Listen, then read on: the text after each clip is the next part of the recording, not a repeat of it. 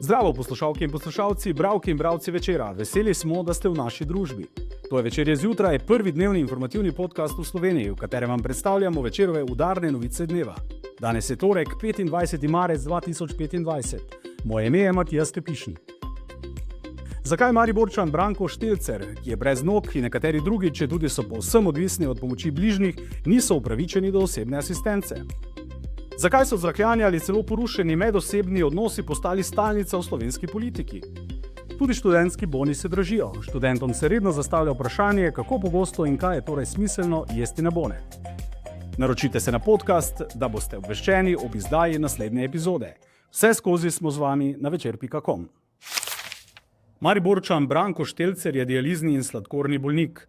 Leta 2017 so mu odrezali eno nogo, pred kratkim pa še drugo, in zdaj je priklenjen na svojo domačo posteljo v 4. nadstropju bloka na Taboru. Povsem je odvisen od pomoči žene, ki je že povsem izčrpana.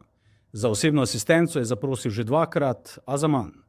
Komisija je ocenila, da je še vedno dovolj samostojen, čeprav se ne more premikati. Njegovo žalostno zgodbo smo pred kratkim razkrili v Večeru. Zdaj jo naša novinarka Vida Božičko-Steinberger nadaljuje širšo osvetlitvijo celotne problematike. In Brankova zgodba še zdaleč ni edina. Vida, zakaj torej komisija vztraja, da tako hendikepiran človek, torej brez nog, kot je Branko Štelcer, ni upravičen do osebne asistence? V prvem članku, ki smo ga objavili, si se vprašala, kako je to sploh mogoče. Ja, res zelo nenavadno. Štelcer je dobil samo pojasnilo, da se njegovo stanje od prvega do drugega ni spremenilo, pa se v resnici je. Prvič je bil brez ene noge, drugič je pa brez obeh nog in zdaj praktično sam ne more iz postelje. Res bi bil upravičen do osebne asistence.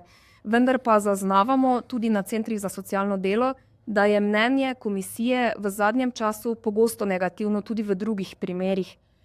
To nekako izgleda, kot da je posledica finančne podhranjenosti. V začetku v 2019, ko so s tem programom začeli, so namreč zelo radodarno razdeljevali osebno asistenco, zdaj so pa stopili na drugo stran in začeli v bistvu predvsem zavračati vse prošnje.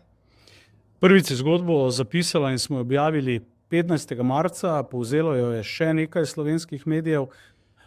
Vem, da je kratek čas, ampak se je od tedaj kaj spremenilo, premaknilo.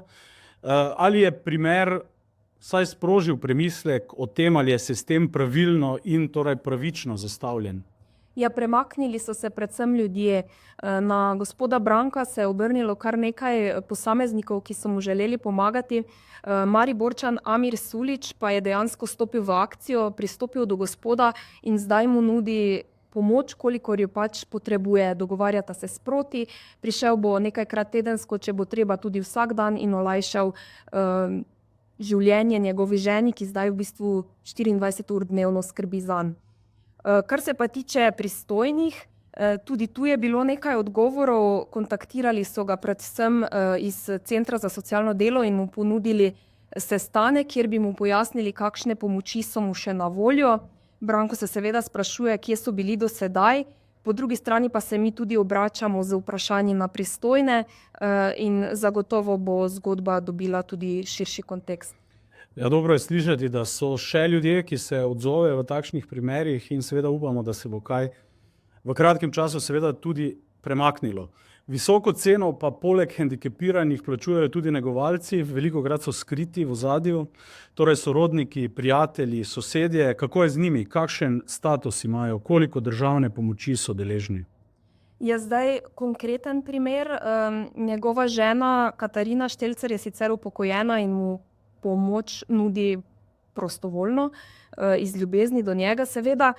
Gospod pa sicer mesečno prejme 90 evrov invalidnine in pa dodatek za pomoč in postrežbo. On sicer prejme najnižjo vrednost 180 evrov, prijavil se je tudi sicer za višji znesek, vendar je tudi na tem mestu bil zavrnjen.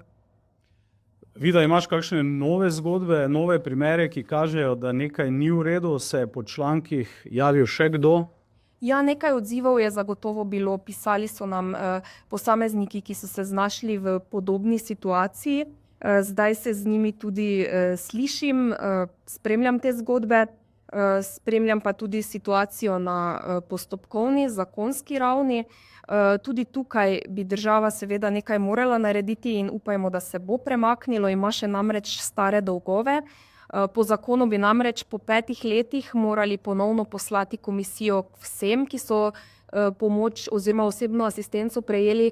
Zdaj je od tega, kar so prvi dobili to asistenco, že 6 let in komisija na teren še ni šla. Hvala, Vida, to je tudi naša napoved, da bomo zgodbo spremljali še naprej.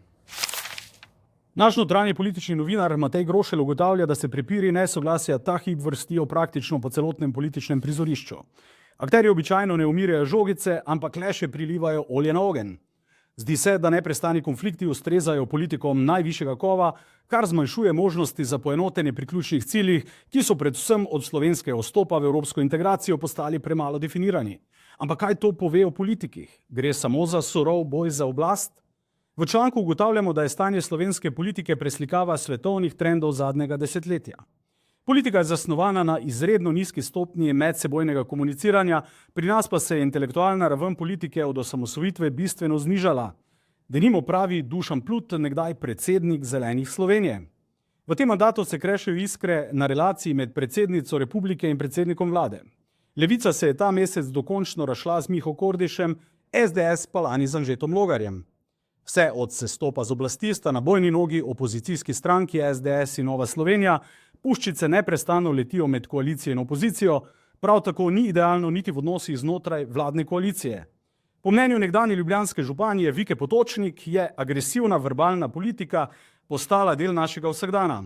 Spremljamo nori teater, v katerem le malo kdo poziva k umiritvi strasti, pravi.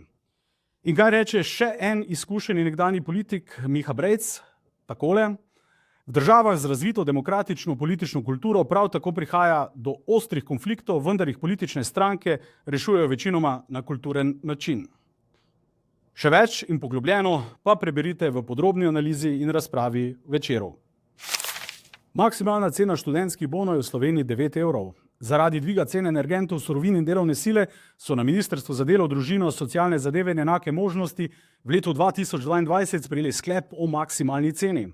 Z ministrstva so sporočili, da je od januarja 2024 do letošnjega leta povprečna cena študentskega obroka v Ljubljani narasla za 5,81% in za 5,59% v Mariboru. Na pristojnem ministrstvu sicer ne opažajo, da bi v zadnjih letih prišlo do drastičnega upada ponudnikov subvencionirane študentske prehrane. Študenti pa opozarjajo, da morata biti količina in kvaliteta študentskih obrokov sorazmerna glede na določeno ceno in potrebe študentov. Preverili smo, kako si študenti danes organizirajo prehrano, kaj jedo in ali podražitve doplačil za študente pomenijo stisko. To je bil Večerov dnevni podcast Večerje zjutraj 25. marca 2025. Z vami sem bil Matijas Tepišnik.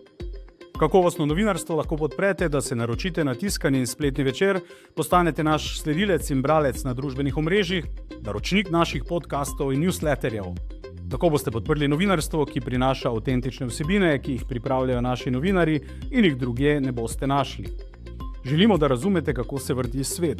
Želimo vam odstreti vpogled v čas in prostor, v katerem živimo. Veseli bomo vaših komentarjev, pobud in kritik na različnih kanalih. Se beremo in slišimo.